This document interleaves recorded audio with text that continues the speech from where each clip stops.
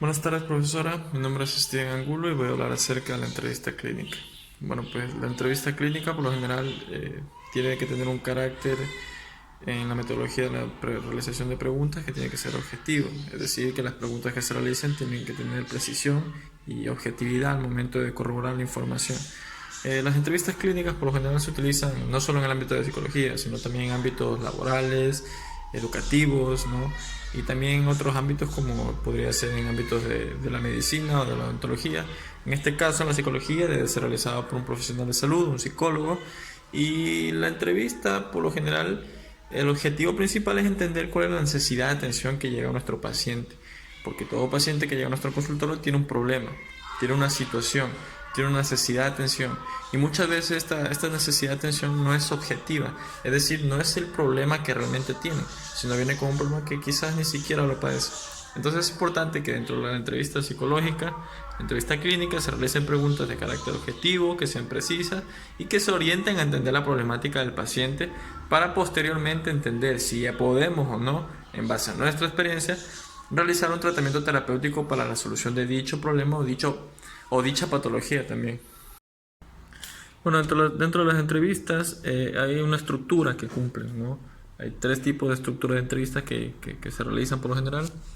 Es la entrevista estructurada, semiestructurada y la no estructurada. La estructurada es un tipo de entrevista ya realizada, es decir, las preguntas que se le van a realizar al paciente en el método clínico ya están previamente analizadas, previamente en otros casos ya han sido preguntadas y son preguntas de carácter objetivo que ya han sido realizadas, ya tienen una estructura, una organización jerárquica y bien funcional. Entonces es un tipo de entrevista que ya está al momento de la entrevista clínica realizarse. La otra, por otro lado, la no estructurada, es un tipo de entrevista que por lo general se surge de acuerdo a la fluidez de la comunicación que hay entre el paciente y el psicólogo, ¿no? Esto no es una entrevista que ya está previamente hecha, sino de acuerdo a la situación del problema, de acuerdo a la fluidez de la comunicación, al intercambio de información, se van realizando las preguntas que se orienten al entendimiento del problema. Por otro lado, hay otra, la última, que es el tipo de entrevista semiestructurada, que como lo acabé de mencionar, pues la unión básicamente de la no estructurada y la estructurada. Tendrá preguntas ya previamente realizadas, previamente analizadas, previamente organizadas, y asimismo, mientras las van realizando, también a través del método de fluidez de comunicación se irán dando nuevas preguntas que no han sido organizadas anteriormente. Por eso se dice semiestructurada. Bueno, dentro de lo que es la entrevista clínica hay lo que se conoce como los tipos de intervención verbal por parte del profesional que se suelen utilizar por lo general. Hay muchísimos, por ejemplo, la interrogación. La finalidad de esta es que el psicólogo utilice la conversación hacia solo cuestiones que le interesen de él para entender la patología o la situación del problema del paciente. Es un tipo de serie de preguntas interrogativas para entender y comprender la patología.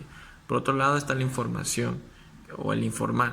Aquí es donde el psicólogo utiliza o le brinda la información necesaria al paciente, ya sea sobre el problema que tiene o sobre el próximo tratamiento terapéutico o lo que sea.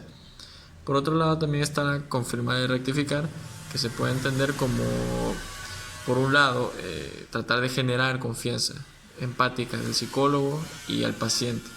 Y por otra parte, el rectificar es como poner límites hacia la conciencia del paciente.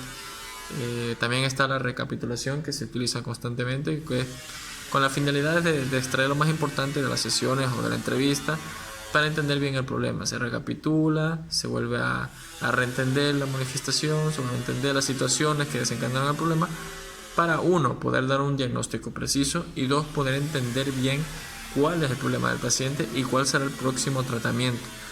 Por otro lado, hay el señalamiento que se suele utilizar en el psicólogo en entrevista clínica. Por lo general, en el señalamiento, el psicólogo va a repetir ciertos diálogos del paciente que pueden ser de carácter ilógico o relevante para que ésta las entienda, sea consciente de lo que está diciendo y las modifique. Por otro lado, también está lo que es la interpretación. El psicólogo va a tratar de interpretar sucesos que pueden ser de carácter ilógico o apartado de lo que es una conducta normal, algo que es lógico para el entendimiento de la manifestación de ideas.